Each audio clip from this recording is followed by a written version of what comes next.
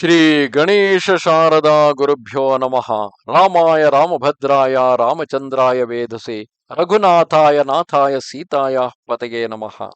Welcome to all for this session on Ramayana to chapter 2 of Kishkindha Kanda.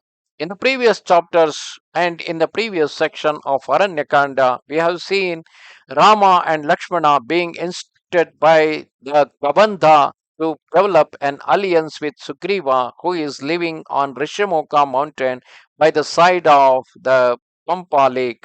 And then they marched towards it. On the way, after meeting Shabari, they came to the Pampa Lake.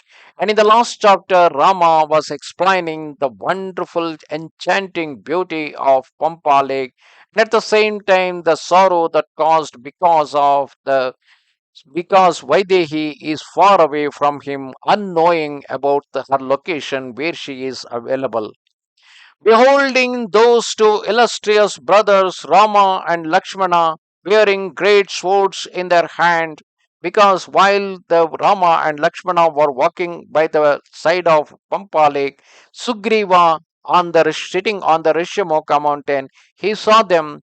Sugriva grew anxious and with a beating heart, glancing around on every side, could find no place in which to take refuge.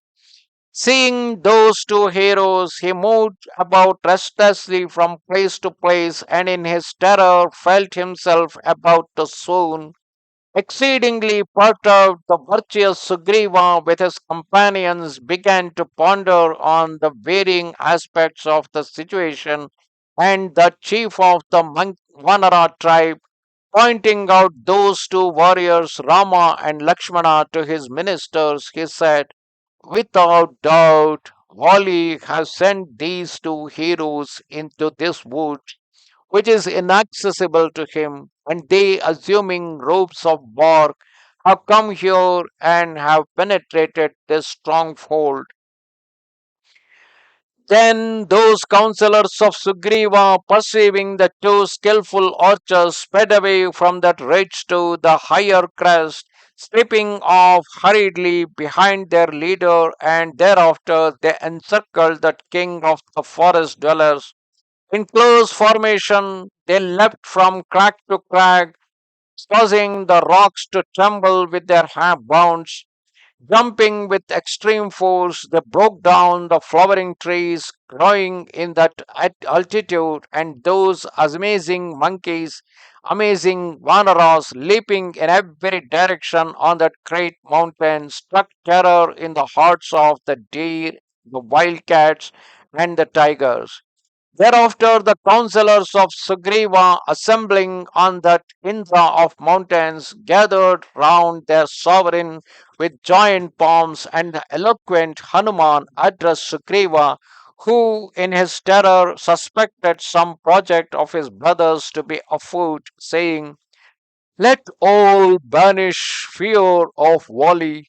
There is nothing to inspire terror on this, the highest of mountains. I do not see any sign here of that cruel Vali of evil aspect, who was filled who has filled you with apprehension and caused your flight. O bull among the Vanaras, or that cunning creature whom you fear, your wicked elder brother is not here, O friend.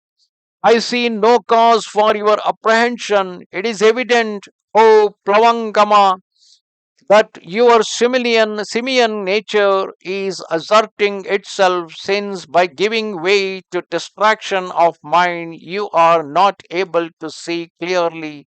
You are intelligent, experienced, able to read the expression of others, and fully prepared for any eventuality.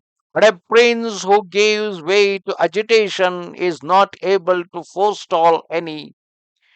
Hearing Hanuman's pregnant utterances, Sugriva answered with great calm, saying, "Seeing those two long armed warriors of large eyes, armed with bows and swords, resembling the offspring of the gods, who would not be afraid? I deem these two powerful heroes to be messengers of Vali, Kings have many friends, and I do not feel able to trust them. Those who are cautious invariably find the weak spot in those who are overconfident. Wali is crafty in every enterprise. Those monarchs who are well informed are able to overcome their enemies and should spy out their actions with the help of ordinary men. Go, O Plavangama, in the guise of a common man and find out the intentions of these two strangers. Study their gestures, their manners, and their speech. Observe their attitudes and how they are disposed. By praise and repeated courtesies, inspire them with confidence. Interrogate those two archers in my name, O bull among the Vanaras, and inquire of them for what reason they have come to these woods. Discover if their purpose be honest, O Plavangama. Their speech and manner will betray them if they are ill intentioned. Thus commanded by Sugriva, the son of Maruta, prepared to seek out Rama and Lakshmana.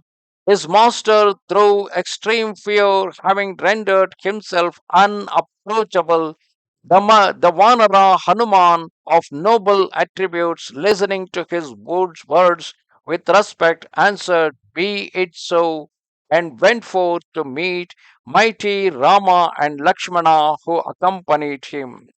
Thus ended chapter 2 of Kishkindha Kanda, in which we saw Sugriva, out of his anxiety towards these two strangers whom we know as Rama and Lakshmana, thinking them to be the messengers of Vali, he is trembling with fear, whereas Hanuman tried to console him, saying that Vali will never come into this vicinity, and let us first find out who these strangers are.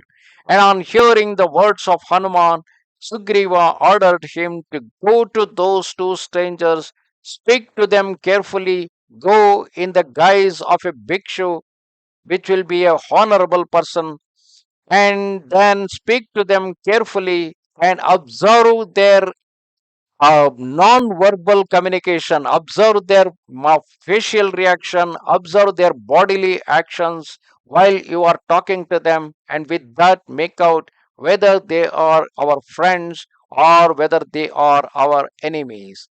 Namaste Sharada Devi Kashmira Puramasini Twamaham Prarthaye Nityam Vidya Danancha Dehime. Goodbye.